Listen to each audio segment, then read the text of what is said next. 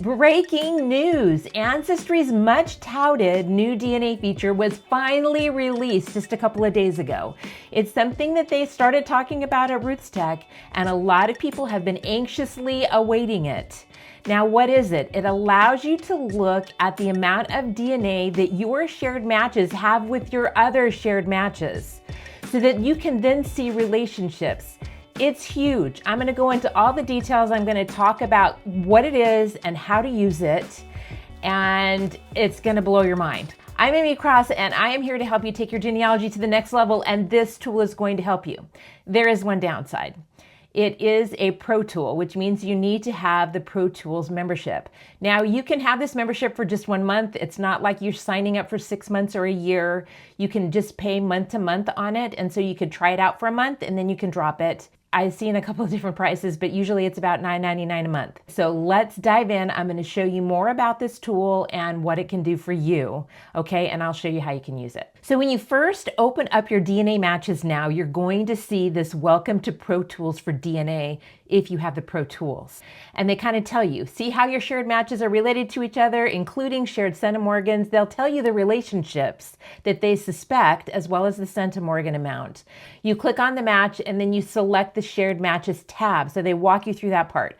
Let's go in. Now, my DNA matches have been concealed for privacy purposes, so I'm not going to show you the names. It's just got some initials and then pictures have been blurred out. So that's why my page may look a little different than yours. You may have noticed as well that the match page is looking different now. They changed that a little while ago. I don't want to take the time to get into all of the differences in the match page. We'll do that in a later video. I just want to show you this tool. Keep it short and simple.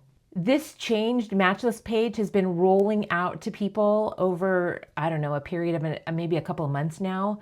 So if you have just recently seen it, that may be why. When they roll out a new feature, they do it in chunks of people to see if they're having any problem as it's happening.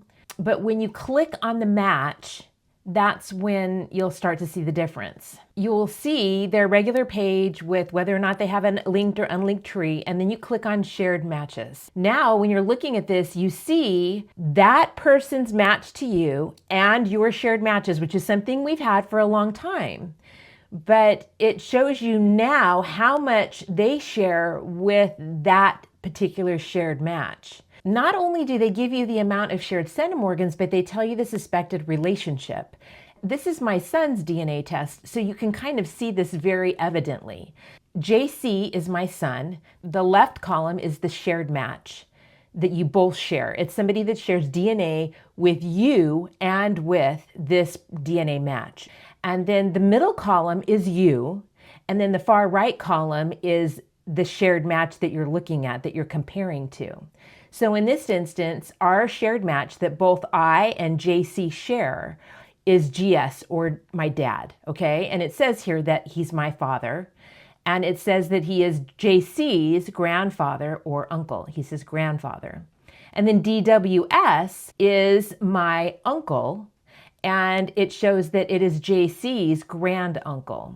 Do you see how this works? Now, how can we apply this into our family tree and make this useful to us? First of all, it can identify mystery matches. And I have an example of this that I'm going to show you in just a moment.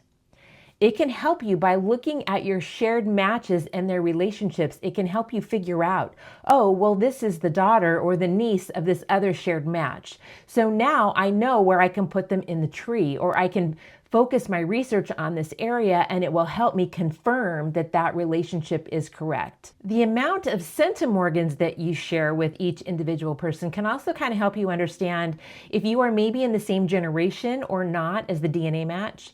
If you guys are sharing about the same amount of DNA with a particular match, then it helps you understand that you guys are probably about the same generational distance. And then finally, it can help with endogamy and pedigree collapse. Now that is when you have cousins marrying cousins, or you have family that lived in a population where there was a lot of intermarriage for a long period of time, like European Jews.